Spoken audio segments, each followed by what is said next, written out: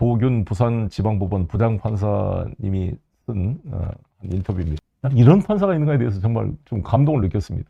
법원이 계엄 당일 삼권 분립의 한 축으로서 계엄의 위헌 위법을 신속히 선언하고 민주주의와 시민의 인권을 보호할 헌법적 책무를 수행하지 못한 원죄가 있습니다. 신족을 핑계로 비겁하게 행동했을 때 그 빈자리를 오로지 맨손으로 총에 맞선 시민들이 메웠습니다. 그 덕분에 계엄군의 통제를 받지 않고 편안하게 계엄 사건을 재판할 수 있게 되었음에도 오히려 터무니없는 법리를 들이대며 계엄 수계를 석방하거나 통상적이지 않은 이유로 영장을 기각하는 등 계엄 세력을 두둔한 듯한 모습마저 보였습니다. 국민의 한 사람으로서 법원의 구성원으로서 부끄러움을 느낍니다.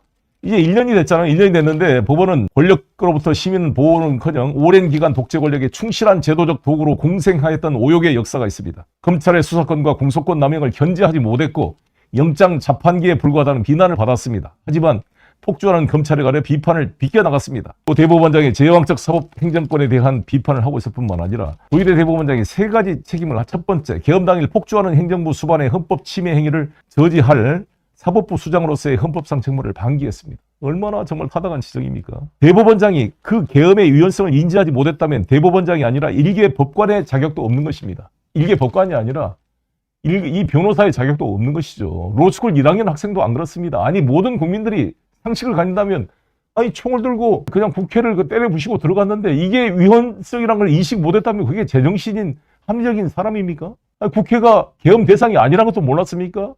전시사변 기타 이에 준하는 상황이 있었습니까?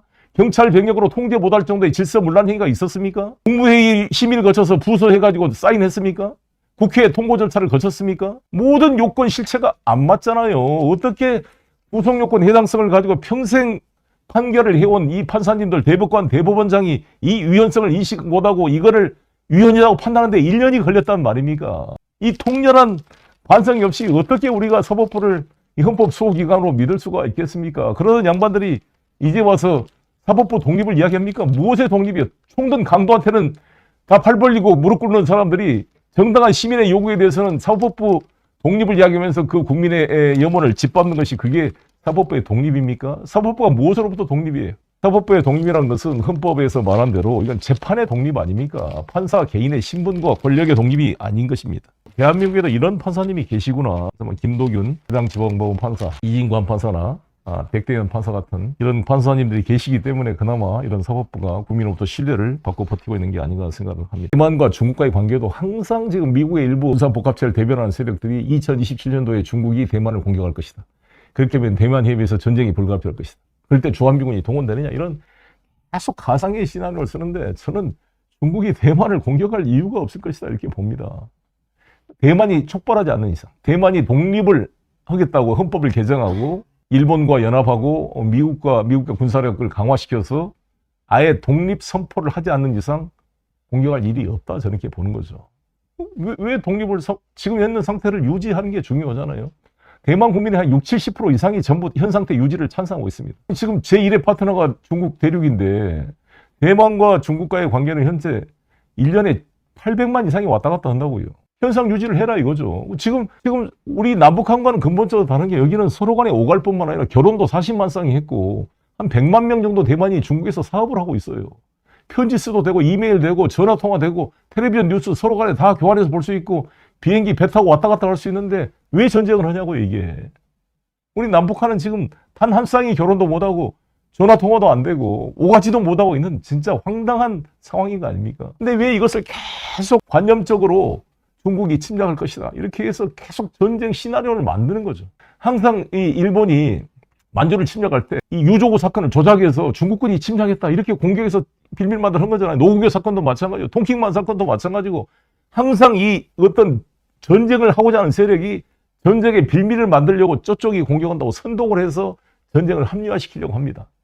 그래서 우리는 이런 군산복합체가 전쟁의 불씨를 만들려서 키우려고 하는 이러한 거짓 선전선동에 넘어가서는 안 된다. 저는 이렇게. 남북한 문제도 그러잖아요. 항상 북한이 쳐들어온다고. 북한은 항상 남한이 미제와 이 대한민국이 쳐들어온다. 그렇게 서로 간에 북침 남침을 주장하면서 그 공포를 조직해서 독재적 권력을 유지하는 것이 지금 일상적인 모습인 것입니다. 북한은 그렇다고 우리도 북한을 따라갈 수는 없는 거 아닙니까? 오히려 이번에 윤석열이가 지금 북한의 어떤 도발을 유도했던 모습을 보면서 무엇이 정말 위험한 것인지 우리가 객관적으로 볼 수 있는 눈을 가져야 된다 이렇게 생각합니다. 북극 항로의 문제를 돌파하기 위해서도 러시아의 협력은 절대적으로 필요한 것이고 우리가 러시아 우크라이나 전쟁을 균형 있게 바라봐야 된다. 윤석열처럼 우크라이나 가가지고 이게 마치 이순신 장군의 뭐 사직생 생직사라고 마치 이 우크라이나와 러시아의 전쟁을 무슨 임진왜란 전쟁으로 비유해가지고 우리가 마치 거기 한편이 돼서 러시아와 전쟁을 할 것처럼 이런 행위를 하는 것은 우리 국가 이익에 절대 도움이 되는 게 아니다. 러시아 우크라이나 전쟁이 어느 한쪽이 완전히 선이고 악이라고 볼 수가 없는 어떤 그 역사적 배경이 있습니다. 우리가 쇄빙선은 우리가 세계 최고입니다. 쇄빙 능력이나 그리고 북극 항로가 만들어지면 우리 조선 산업도 같이 발전하게 돼 있어요. 해운 산업뿐만 아니라.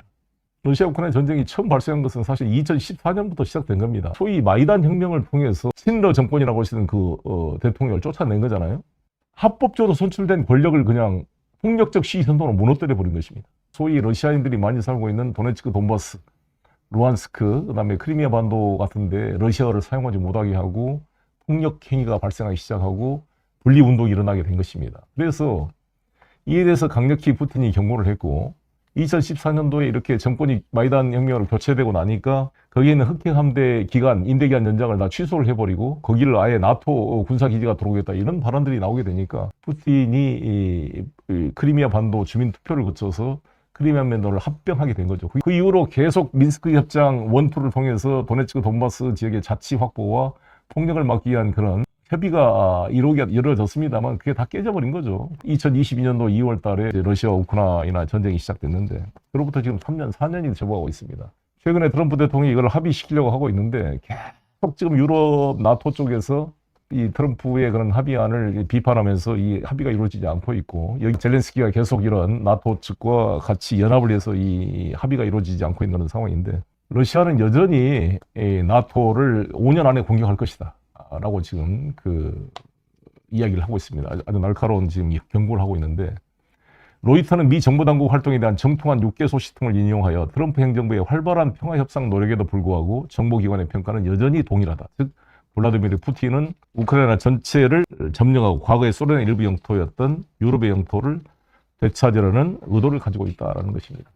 1938년도에 그 뮌헨 협정처럼 그때 영국, 프랑스가 너무 히틀러의 그 체코 침략 의도를 과소평가하고 스텐 지방만 합병하면은 체코를 침략하지 않겠다는 그런 약속을 믿고 히틀러한테 굴복한 결과 결국 2차 세계대전으로 이어지게 됐다 이런 논리죠. 그런 것처럼 지금 푸틴이 제2의 히틀러처럼 우크라이나의 이 점령을 소위 말하는 돈바스 지역 20%죠. 이게 체코의 수데텐 지방과 비슷한 거다 이거죠. 이거를 양보를 하게 되면 나중에 우크라이나 전체를 침략하게 될 것이고 결과적으로 발트 3국까지 침공하고 나토 전체 유럽을 침략하게 될 것이다. 푸틴의 그런 야망은 절대 중간에 스톱하지 않을 것이다 이런 것입니다. 살라미 전술에 대한 우려로서 나토 서사의 핵심은 푸틴에게 영토를 양보하는 그 어떤 평화협정도 결국 일시적인 휴지가 될 것이며 푸틴은 우크라이나 나머지 지역과 나토 회원국을 다시 공격할 것이다. 냉전 시절 레이건 대통령은 악의 제국의 공격적 충동에 대한 경고한 바가 있습니다. 오늘날 푸틴 대통령은 다시 제국 건설 사업에 뛰어들었습니다. 그는 우크라이나에 대한